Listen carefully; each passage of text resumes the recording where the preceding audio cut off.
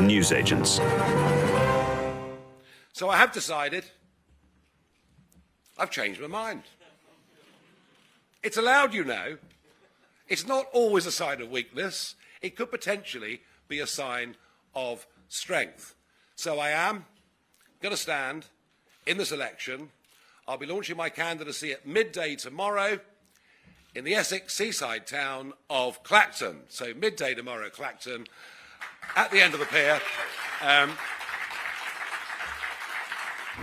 Nigel Farage told us that he wasn't going to stand in this general election. He's changed his mind. He says it's possible in politics. He says that this is a boring election campaign and he's going to shake it up. There is no doubt, whatever you think of Farage, that his entry into this campaign, his full-time re-emergence into British politics, is a big moment with potentially really big implications for the Conservative Party. Because make no mistake about it, this is the Conservative Party's worst nightmare, bleak as things may be given the state of the polls. But Nigel Farage giving a fresh shot in the arm to reform, with their ability to deprive the Conservatives of dozens of seats, even if they don't win them themselves, and they won't. But this is a big moment, and Rishi Sunak's problems have just got a lot worse. Welcome to the newsagents. It's John. It's Lewis. And the day started with Nigel Farage tweeting that there is going to be a major political announcement. Emergency political announcement. Nino. Exactly. And so at a hastily cobbled together news conference, which wasn't properly lit, and it looks like, to use old-fashioned language that Reform supporters would understand, someone kept on forgetting to put 50p in the meter because the feed kept on freezing. 2 shillings, I think, actually. 2 shillings. Yeah. They prefer pre-decimal currency. Oh, right, OK, yeah, of course. 2 and 6pence, half a crown in the meter, hadn't been put in, and so it kept on faltering. But Farage came on, eventually, after Richard Tice, the leader until today of the Reform Party. We're in our highest pollings, 14, 15 type percent. That's good. I'm delighted with that. But I'm hungry for more. I'm ambitious. I want to do ever better. And that's why I thought we can do better than this. We can go from 5th gear through to 6th gear. This is a fossil-fueled car, by the way. To 7th gear, but what about 8th gear? What about turning on, how do we turn on the turbo boosters, the rocket chargers to this campaign?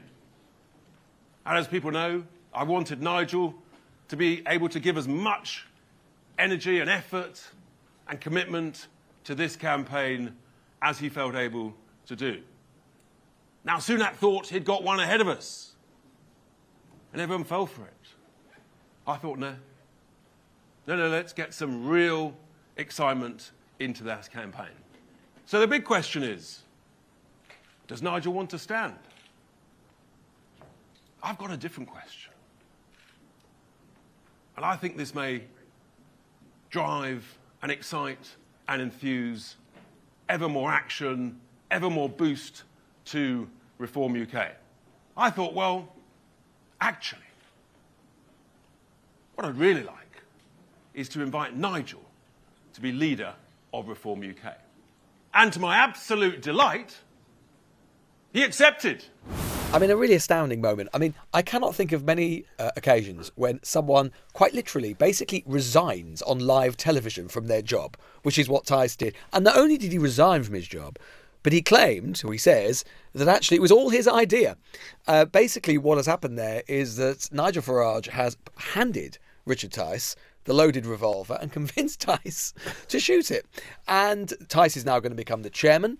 And Farage is saying that not only is he going to stand in this election in Clacton, a seat that used to be a UKIP seat, is probably the most favourable seat in the country for Farage. Most people think that he will win there, or at least he stands a very good chance of winning there.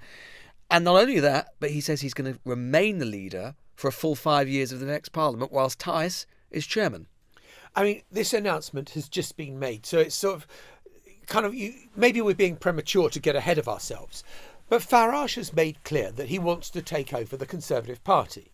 He wants the Conservative Party to become a right-wing anti-immigration party, much, much further to the right than it is now. And of course, if he is in Westminster, he is in a position to effect that much more effectively. But at the moment, you'd have to say there is an election campaign to fight. He has declared that Starmer has got it sewn up, and that for Rishi, it's just getting worse. I mean, I've spent quite a lot of time watching Farage and his speeches over the years and followed him around quite a lot. I thought that speech today sort of showed Farage at his best and worst. Yeah, I agree. So the sort of preamble to it when he gets up there, he starts talking in slightly Trumpian fashion. And I don't mean Trumpian just in terms of the populism, but I mean in terms of just a kind of rambling, kind of without much structure, started going on the absolute classic UKIP greatest hits. You know, he starts going on about GDP per capita and how that isn't a good way of measuring the value of the economy. Starts talking about D-Day and starts saying how, 80% of young people don't know about D-Day and how it's sort of, left-wing and how the left has convinced us all that we shouldn't be patriotic about D-Day and how this is an event in living memory, well, only just, and all the, just weird stuff, the kind of absolutely classic kind of, in a way, what Farage and UKIP were in the initial years, where they just were sort of a bunch of kind of slightly disaffected right-wing Tories going on about their kind of pet project, the kind of metric martyr kind of brigade. And then he gets on to the main substance, where he starts to be what he is, which is a very effective political communicator and a very effective practitioner of politics. And he starts to give an analysis about saying this is a boring election campaign and we're going to shake it up and he starts to talk in that way that he has often done, which he says we are going to speak for the unrepresented, the disaffected, the sort of people that the political class don't care about. Now, this is Farage's stock in trade. He's been doing it one form or another for many years. But that does not mean that his re-entry into the arena is not significant, because the entire Conservative campaign so far has basically been predicated on winning back reform-minded voters, people from the 2019 coalition, on the right, potentially, certainly older voters, who have left the Conservative Party for reform or say they might vote for reform or might not vote for the Conservative Party. That task wasn't really succeeding very much as it was, but that task just got a hell of a lot harder because Reform's most gifted communicator, indeed really its only really talismanic kind of figure, Farage, has just re-entered the arena. And so that task in terms of convincing those people to come back into the Tory fold just got much harder. Well, it's worth just listening to a little bit more of Farage at this event by London Bridge just a moment ago. We all know already that the Conservative Party will be in opposition. But it won't be the opposition. They are incapable of it. They've spent most of the last 5 years fighting each other rather than standing up and fighting for the interests of this country. They are split down the middle on policy, and frankly right now, they don't stand for a damn thing. So our aim in this election is to get many, many millions of votes. And I'm talking far more votes than UKIP got back in 2015, when we got 4 million votes. We're going to get many, many, many more votes than that. How many seats in Parliament can we win under this system? Well, that's another matter. And that depends on what momentum we can get from here. When people start to realise in the red wall, with Reform second to Labour, when they start to realise that actually in those seats, it's a Conservative vote that's a vote for Labour. It's a Conservative vote that is a wasted vote. Then I think we might just surprise everybody. And I know that you all think that our votes will simply come from the Conservatives and they'll get crushed. Believe me, this Conservative Party under Rishi Sunak, who nobody ever voted for, not even the Conservative Party members voted for, this party needs no help in being crushed. It's crushed itself already. I was in touch with one of sort of Farage's close kind of confidants, friends, whatever, earlier on today. And he said, that's what happens when Piers Morgan goads Nigel Farage. And you do wonder. I mean, I'm sure Piers would love Piers the idea. was on Question Time and said, you got no guts, mate, you've bottled it and all this stuff. And I think that probably did have a bit of an effect. Probably. Because there is a vanity gland on Nigel Farage. Oh, he loves himself. He loves himself. And he's good at it. And so he thought, you know what? OK, I'm going to do it. The run-up to this has been Farage basically toying with between the life that he's got now, which he likes, which is basically half in, half out. We talked about it on the show last week. Yeah. Sort of 1 foot in the political arena, 1 foot in the media one. Got his GB News show, goes over to America to help Trump out and appear at the rallies. He loves that. He's part of the kind of, right-wing kind of international kind of political kind of speaking circuit, all of this stuff. He loves all that. But there's another bit of him as well, right? Which is that A, he loves attention. He loves to be at the centre of things. And B, he, I think, is looking at the political space around the world and he's thinking, okay, maybe Trump comes back in November.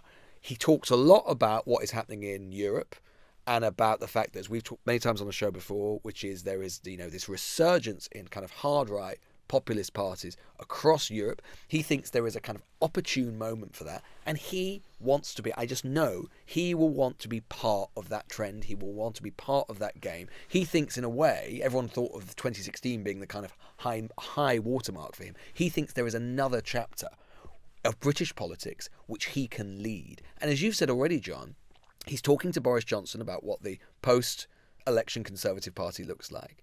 If he is in the House of Commons, he can be a player as part of that process of what the Tory party future looks like in a way he wouldn't be able to do outside of the House of Commons. Totally. And there are Tory MPs who want to see Farage brought back into the fold. I mean, he was in the Conservative Party a long time ago, but they want to see him readmitted into the Conservative Party. And there are even people, I know people might think this is outlandish, and I think sat here right now, it probably still is just about outlandish.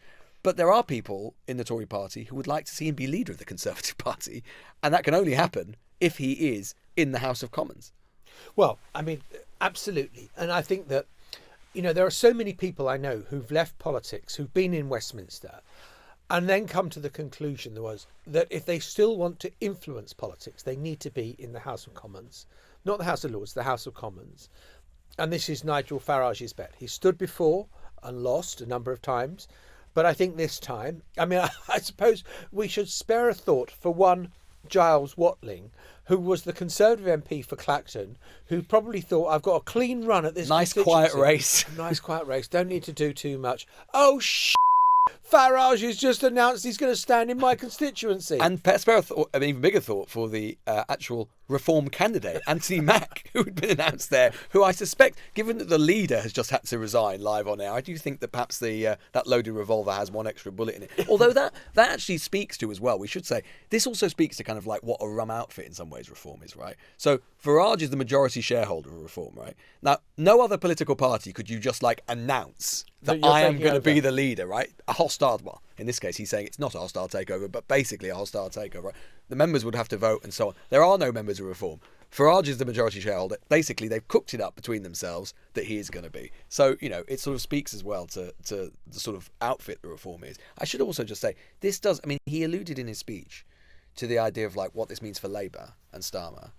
And although, of course, generally speaking, this is a bigger problem for the Conservatives, I do think Farage being in the House of Commons and potentially being a big influence on the future of Conservative politics, that is a big moment for all of politics generally, and in terms of what the future politics of the next Parliament looks like. And I do think that it is true to say that, when Farage was running with UKIP in the sort of mid-2010s, it did mutate and distort politics, and it did have an impact on Labour, and they did lose Labour votes to UKIP. And you can imagine a situation in which, if Starmer is Prime Minister, runs into difficulty quite quickly, that it becomes a problem for them as well. So the problem of this kind of populist wave, if Farage is leading it, yes, it's a problem for the Tory party, but it could potentially be a big problem for the Labour Party in future as well. And this is something that, people have endlessly talked about, the realignment of British politics, and that kind of came up, first of all, when the SDP was formed, in 1981, and how that was going to change politics, and it didn't change politics that much in the end. But actually, you can see if Farage is an MP at Westminster and the Conservative Party is reduced to a rump, we know that the Conservative Party membership as a whole is much more right-wing than the Conservative Party at Westminster. And they like him. At the moment, Farage is outpolling Sunak with Tory party supporters. Exactly. And let alone members. So you really could see a realignment of politics where the right of the Conservative Party and Reform get together, and the kind of One Nation Conservatives don't quite know what they do, all bets are off now. And we shouldn't. I think the mistake always with Farage is that people both overestimate him And and underestimate. underestimate him at the same time. So we shouldn't ever forget that he is an unpopular figure in a lot of ways. There's a reason that in 2016 the Vote Leave campaign didn't want him leading that campaign. There's a reason he ended up with his own campaign, effectively. And he is problematic in all sorts of ways, and there are lots of people in the country who dislike him. The media, we were talking about last week, he gives good copy, he gives good interview, but we can overestimate him. That said, people then always underestimate him. They say things like, oh, he's never won a seat before. Well, yeah, of course not, because on the first past the post, it makes it really, really hard. If we had any other type of electoral system, he'd have been in Parliament for the last 20 years, right? There is no doubt that although he is unpopular with a reasonably big section of the population, for a not insignificant part of the country, he is very popular. He is a figure that gets huge attention, and he is, and no one can doubt it. And if you've seen him, he can be an exceptionally gifted political communicator and an astute reader of politics and where it's going. So his re-entry into British politics, not just for this election, but for the next 5 years, it is a big moment, and we will look back on today potentially as a very big moment. Well, just a little look ahead to tomorrow's episode of The Newsagents. Emily and I are going to be in Clacton. Where else? Clacton Pier, cockles, Always planned, and mussels. Anyway, Emily will be with us after the break, and we're going to be discussing Newsagents polling done in association with More in Common. Well, you may have heard us saying that we have partnered with the pollsters More in Common for the duration of the election. And we have an exclusive poll to reveal today, which is an MRP poll. Don't ask us to explain what. And do you want to know the initials, MRP? We've been talking about it. Everyone's been saying in our office, MRP, it's an MRP poll. Oh, yeah, MRP, it's an MRP. MRP poll. Yeah. Rolls And off then the tongue. we said, what the hell does MRP stand for? And because you've asked, we're going to tell you. It is a multi-level regression post-stratification poll. Easy for you to say. Yeah, exactly. Right, I'm glad we've got that out of the way. And Luke Trill from More in Common is here with us now. So give us the headline numbers of this poll, because I think they're really interesting. So the headline is, perhaps unsurprisingly, given where the national polls are, we are heading towards a Labour landslide. We are projecting that Labour will take 382 seats. That will be their biggest gain in seats since the Second World War. We're predicting the Conservatives will fall to 180 seats. That is just marginally above where they ended up in 1997 after that record defeat at the hands of Tony Blair.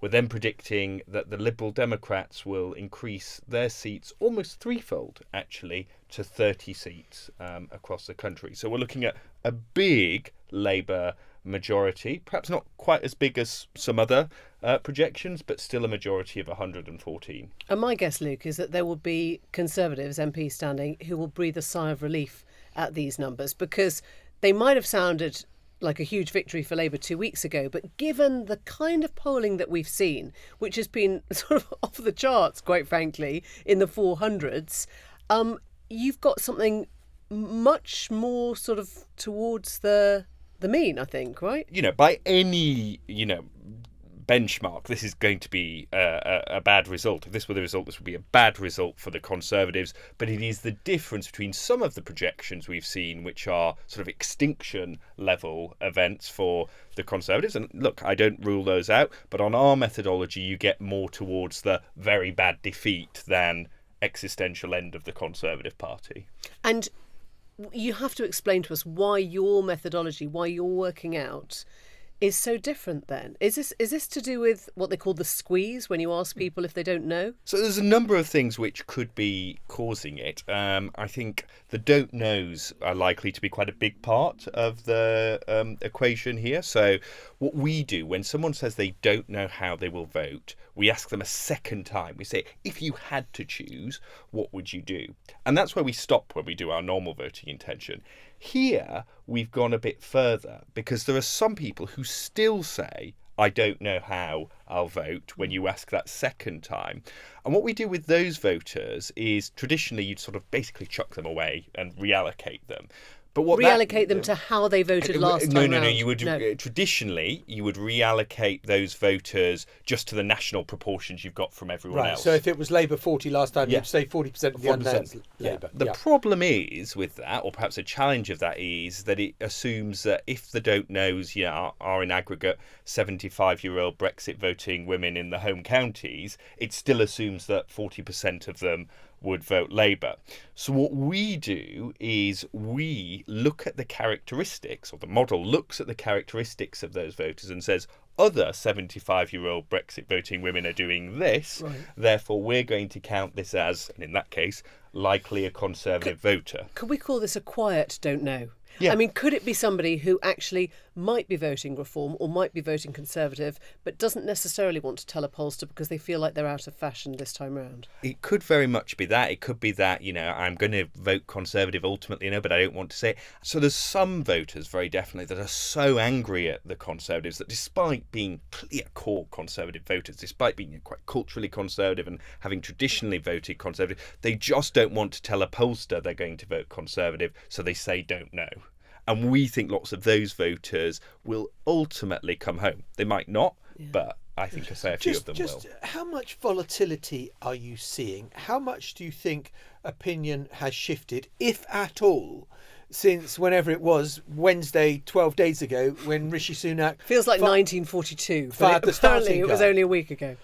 The thing is, we've seen very little volatility. We've seen some polls with a slight widening of Labour's lead, some polls slightly narrowing, but the overall picture is one of actually quite shocking consistency across polls. We're not seeing an electorate that is moving around that much, and I think that's three things. We particularly got this from the focus group. One, lots of people just aren't that engaged. We had people in focus groups last week who didn't know who Keir Starmer was.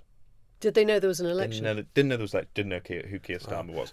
Can I ask about something else, which is Scotland, which is, I suppose, the biggest change over the past year, 18 months in the sort of where people's thinking is the decline of the SNP following Humza Yousaf, following the self-identification rows, following, Nicola Sturgeon resigning. Are Labour seeing a huge surge in support there? So Labour are very definitely making gains in Scotland. We had a standalone Scotland opinion poll in the first week of the campaign that had Labour up by 16 points and the SNP down by 15 points, so Labour winning on votes. The interesting thing about this model is that it's a little more conservative on Labour's chances in Scotland. I think if this poll were the end result, the SNP would be quite happy. So we have 35 seats, we should say, yeah. The SNP on 35 seats, still the largest party in Scotland on this projection. But what I should say is that lots of those seats the SNP are hanging on to, we're projecting will be very marginal. Yeah. It wouldn't take much. And it would not surprise me as we update this model, and we're going to do it twice more during the campaign, that we see some of those seats flip over. So this result, good for the SNP. It's the one area of the model I'm a little bit more sceptical about than other bits. And we're going to repeat, as we always do, that this is not your prediction for what is going to happen on the day of the election. It is your snapshot, if the election were held tomorrow, how people would most likely vote.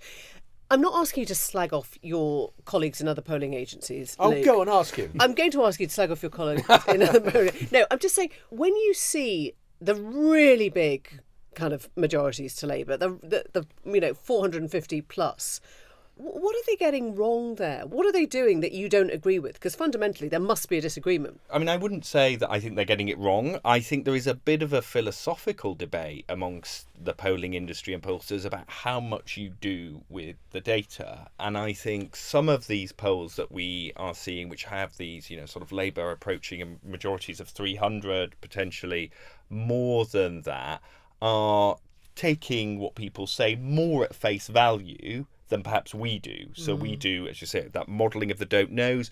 We're also a bit stricter on turnout. So we look, for instance, did they vote last time is a key indicator for us as to whether do you think really you do more background, basically? You do a bit more of a deeper dive on the people that you think you're talking to? We certainly try and project what they're going to do a little bit more. We probably take them a little bit less at face value than other pollsters.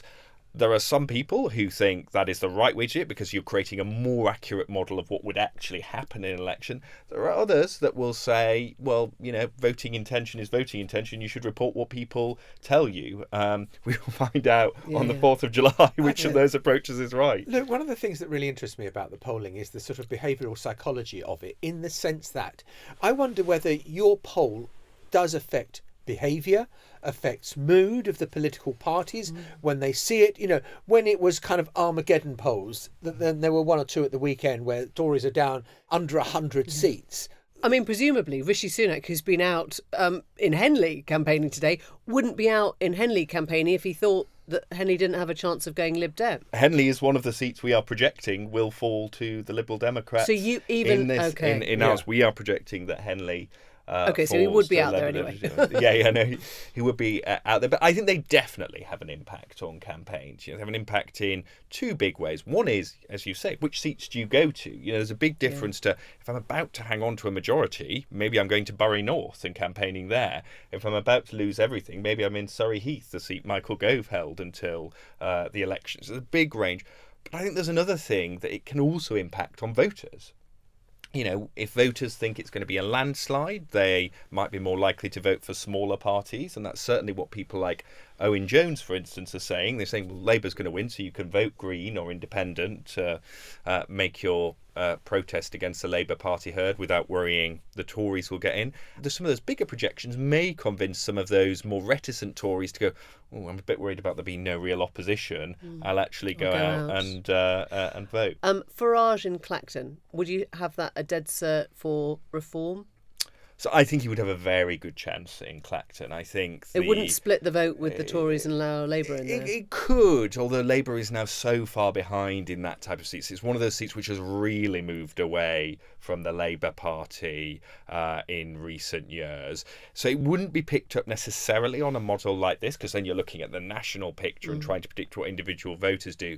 But if you look at that combination of sort of cynicism, that particular seat, Nigel Farage's profile, I think he could have a very good chance in somewhere like Clacton. Luke, how different do you think the polling that the parties are doing is from the polling you're getting? Presumably it's pretty much identical. You would hope so if we're doing the right things. I mean, are you being used by any of the parties? We are not. No, we're not doing any polling directly for the parties. Of course, we share with anyone who is interested in the polling, but parties all obviously use polling slightly differently as well. You'll imagine that both Isaac Levido and Morgan McSweeney are using it to kind of, scare their activists into going to the right places, the places they want to go. So Morgan McSweeney was saying, actually, it looks like we might not get a majority. You should be going to... It is weaponised this then, in seat. other words. I mean, absolutely within campaigns, because the last thing you want in a campaign is either complacency or, as the other some of the other MLPs, or depression. If you're down on 60 seats, you just start thinking, well, I'm number 200 for the Tories. I'm going to Greece on my holidays. I'm going to Greece on my holidays, for example. Exactly. So I think they really do matter. And so we've got this. I think we're expecting other MLPs very soon as well today. So they'll begin to paint a bit of a picture. But I think, when we got the final model back and these figures, I sort of thought to myself, there's probably something for all the parties to take from this one. I think, Labour, we've got a big majority, but nobody still more would be work unhappy to do. with this. Exactly. I think the last question goes to John Sopel this afternoon. Can you remember, without looking at your notes, what MLP stands for? Multi-level. You looked, he's a cheat. Multi-level regression post-stratification, I think, Emily. You'll find. I think I will find that on your notebook. Luke, thanks so much for coming in. It's really interesting. And look, we look forward to your future polls that you're going to be doing for the newsagents. It's like having our own box set, isn't it? Yeah, exactly. So, second full week of the campaign getting underway, and the Conservatives had in their grid Kemi Badenoch slated to speak on tackling the confusion over the legal definition of sex so that it doesn't get muddled up with talking about gender. And it's a populist one, this, because, of course, it's at the heart of many culture wars. And there were many papers that leapt onto this, very approvingly and saying, at last, the Tories are clarifying it. but I'm kind of.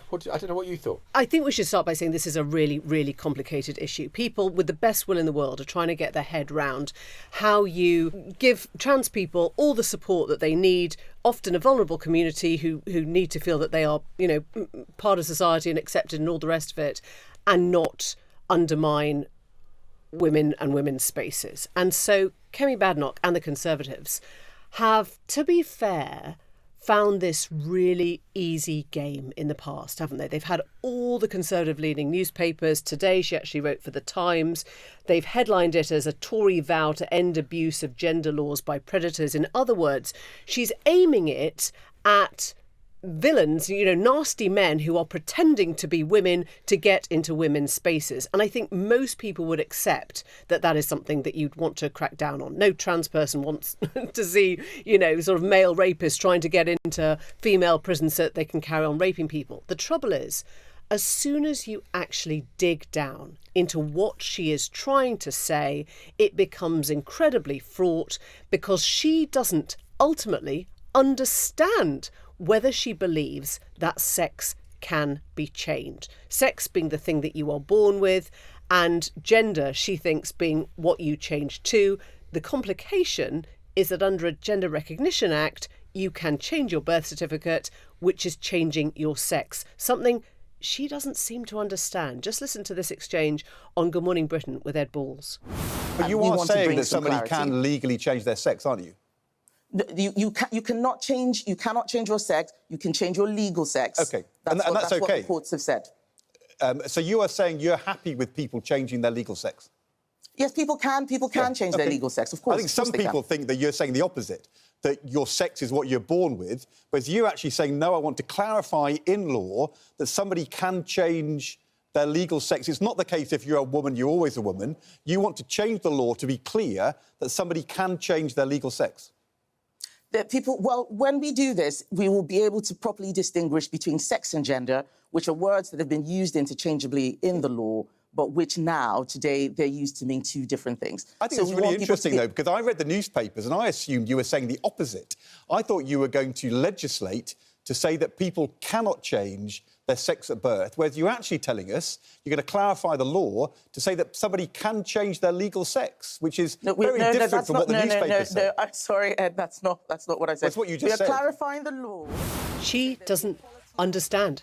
She doesn't understand. That clip has just revealed that the Minister for Women and Equalities is coming on to announce a policy that she doesn't herself understand. Or I think it's something slightly different, which is that what I think is brilliant about this exchange is that it basically punctures the entire tone and tenor of the critique that the Conservative Party has been making about these issues and attacking others for years now. Even today, the Conservative Party put out a tweet saying, we know what a woman is, Keir Starmer doesn't, or Labour doesn't.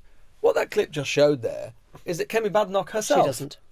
Oh, could be said doesn't know what a woman is, or at least she cannot define it in terms of how you identify yourself on your birth certificate. Exactly, i.e., that as a result of the changes and the evolution that has been made within the legal regime, which fundamentally, as Badenoch demonstrated there, the Conservatives are not proposing to fundamentally alter.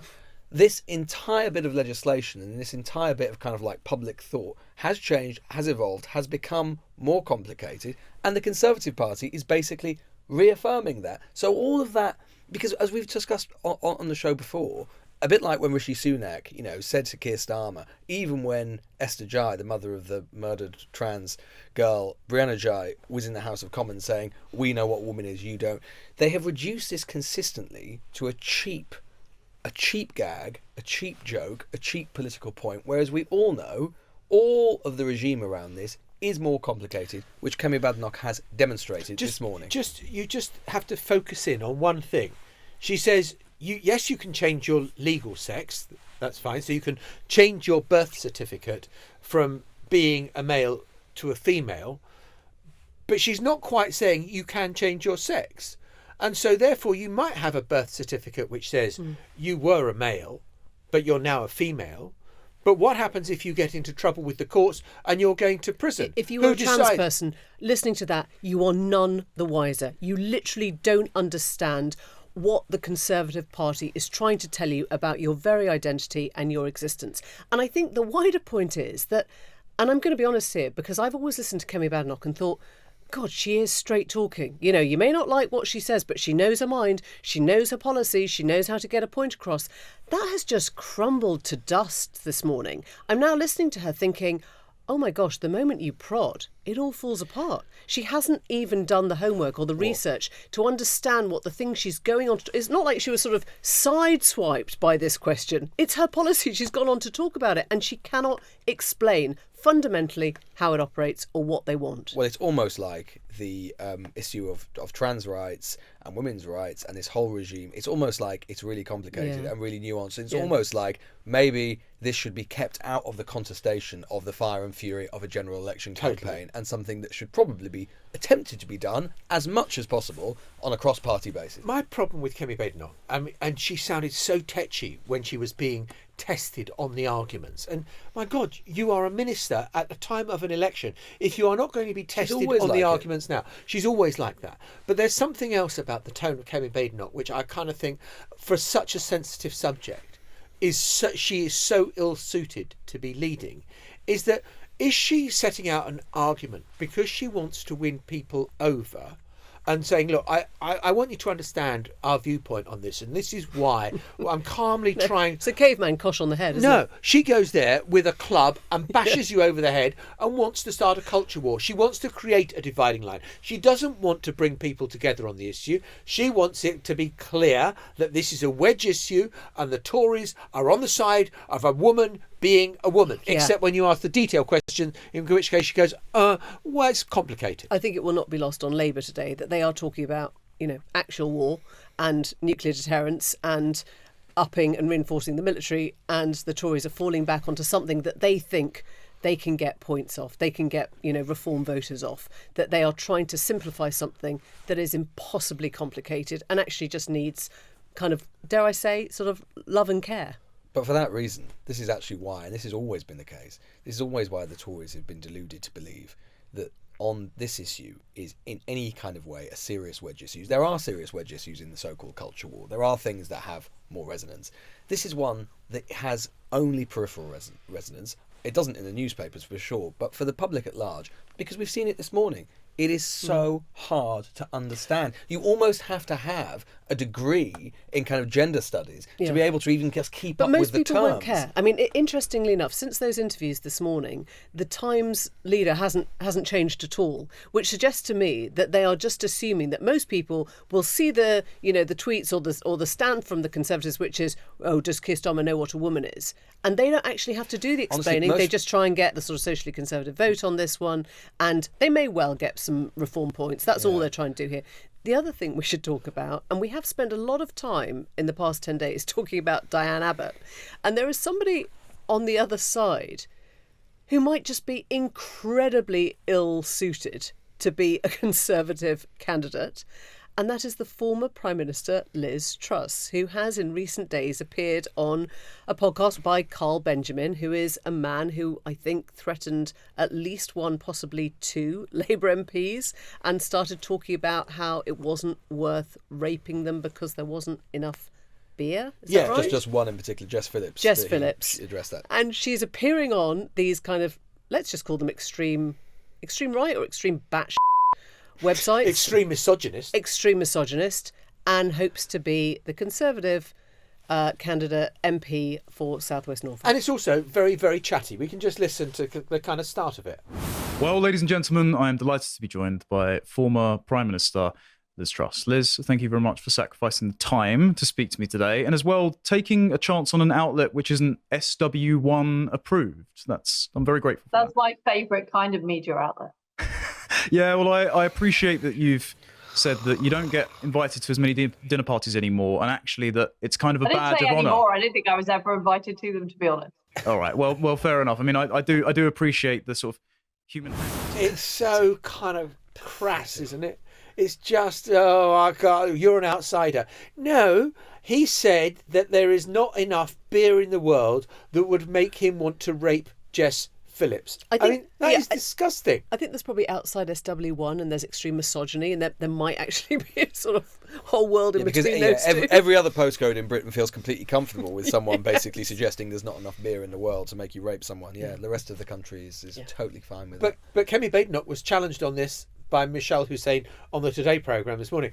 And Kemi Badenoch was kind of, you're not being serious asking me about this. You're talking more broadly about protection of women today. I wonder if you think it is appropriate for any Conservative candidate in this election to appear on a podcast associated with Carl Benjamin, who's the YouTuber who once joked about Jess Phillips, the Labour MP, saying he wouldn't even rape her because, let's be honest, nobody's got that much beer. I don't think that those comments are appropriate, but it's not for me to say who can or who cannot appear on a podcast that I've never heard of. I don't know who... You never heard of this with Jess? I don't know. Well, I think I've spelt out exactly what was involved. Carl Benjamin is the person involved. He has a platform, and Liz Truss, your former Prime Minister and current Conservative candidate, has appeared on the podcast associated with him. Do you think that's in line with the protection of women? BBC who have said inappropriate things. It is not for me to start legislating or declaring who should or who should not go on a podcast. I have said that those comments are inappropriate. That is what matters. But we do not yet live in a society where we're going to ban people from going to speak on media shows. Is it appropriate for a Conservative candidate? That was my question. In line with your pledge on the protection of women. As I said, Michelle, this has nothing to do with the protection of women. This has to do with freedom of speech and people saying things that we may believe are appropriate or inappropriate. I've said I don't think those comments are inappropriate, but I actually think it is quite wrong for BBC presenters to be deciding which shows candidates should be going on. What we should be looking at is what... I have to say, once you go for the BBC, that's the bingo card. It means I've lost the argument. When in doubt, bash the BBC, and then when in real trouble, bash the BBC, whilst also at the same time proposing that the BBC presenter has said something that she hasn't said. Yes. Which is, just constantly putting up these sort of But it goes back to arguments. the earlier point, right, which is this is not a woman who sounds in control of her brief or There's a sounds reason like a Number 10 future don't let her leader. out all the time. Right. No. So we have been, I'm going to say, slightly kidding ourselves by thinking that she was the front runner to lead a future Conservative Party. Well, Conservative Home figures suggest that she is the kind of darling of the Conservative Party. But, I mean, the Conservative Party, remember, elected Liz Truss. So, it's got past form. Yeah, but there's two things, right? Is that what has happened with Badenoch, right? It reminds me a bit of what happened with Truss with slightly different media organisations. The Spectator, who are big fans of hers for all sorts of reasons, she used to work there, have been bigging her up in a big way. Michael I think Gove, that is the biggest reason. Yeah, that is the biggest reason. But Michael Gove is a big ally of hers, also been bigging her up, although that causes suspicion with her by some in the Conservative Parliamentary Party. And it is true to say that the grassroots, there is, the Conservative Home poll suggests that she does do well. But, as we know, in our system, even with the members involved, the MPs still have a role. She's not especially popular with a lot of MPs, partly because, as we've just seen, she's not a people pleaser. And in the parliamentary system, you do need a bit of that, and you need a faction, and, that could be a bit of a problem for her come the leadership contest. It is a perfect euphemism. Not a people pleaser. Not a people pleaser, no. No, she could particularly to the BBC. Yeah, Charm School, I think she could recruit for the 6-month course. Anyway, we will be back tomorrow. We'll see you then. Bye-bye. Bye for now. The Newsagents. This is a Global Player original podcast.